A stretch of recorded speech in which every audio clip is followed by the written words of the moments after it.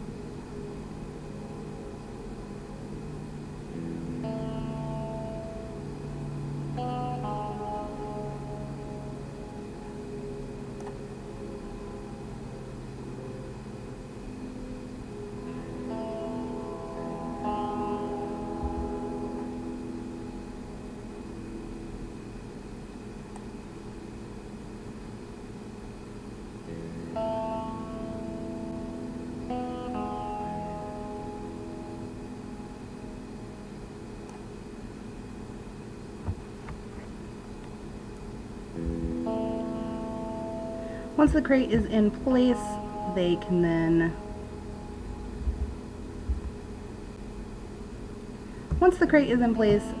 they can take a little jump. What the heck is happening to us?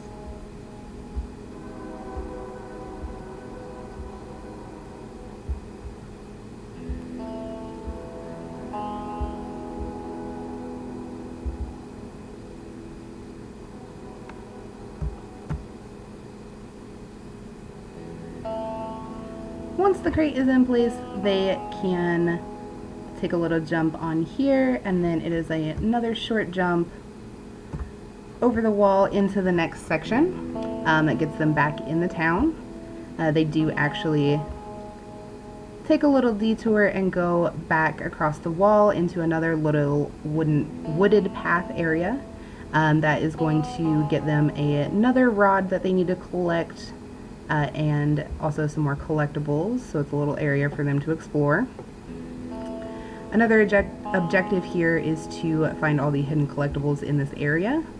That's going to be this area with the buildings right here. So once they come around, they're able to do a little bit of platforming up on top of these buildings to collect all of those hidden collectibles that you can't see from the ground. Then they will go through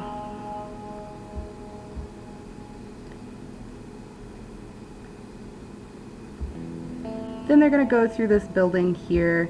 It's just kind of a little abandoned building. There are some collectibles behind this rubble that they can find, and it is an objective to find those hidden collectibles and do a little bit of work in that building there.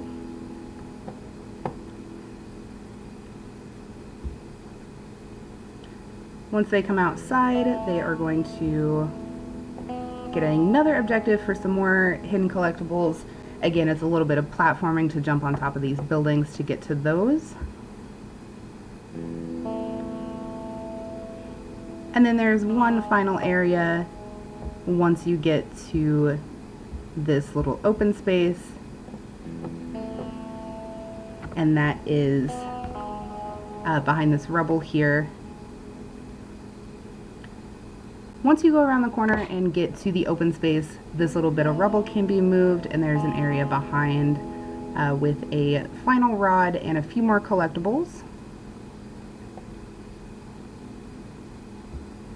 And then almost the last level, one more time they are going to platform up to this building, find a little wooded area, get the last rod that they need and a few more collectibles, and then they'll return to come to the shadow puzzle. So the puzzle is actually a map that shows how to go through the maze in the next level. It's also the trigger for the door to open.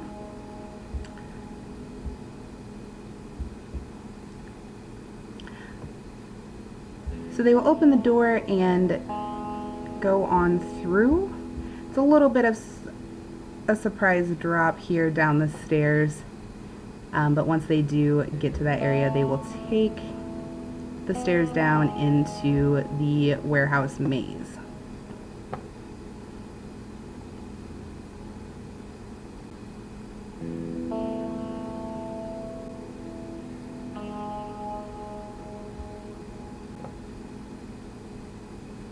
So while the map does give them the way out, shows them where to go,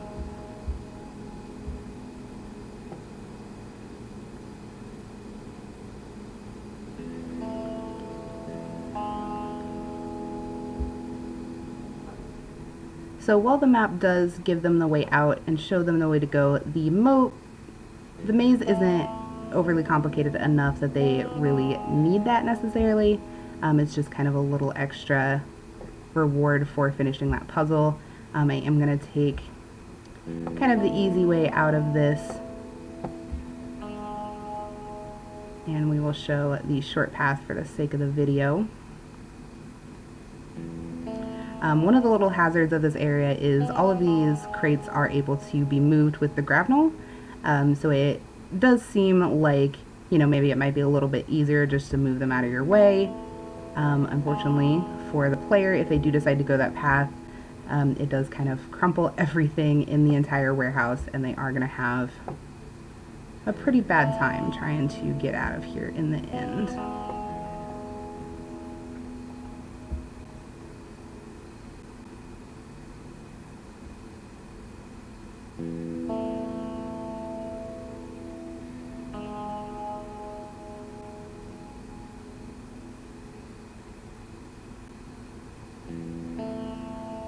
Once the player does get to the end, it does trigger the objective to open the door.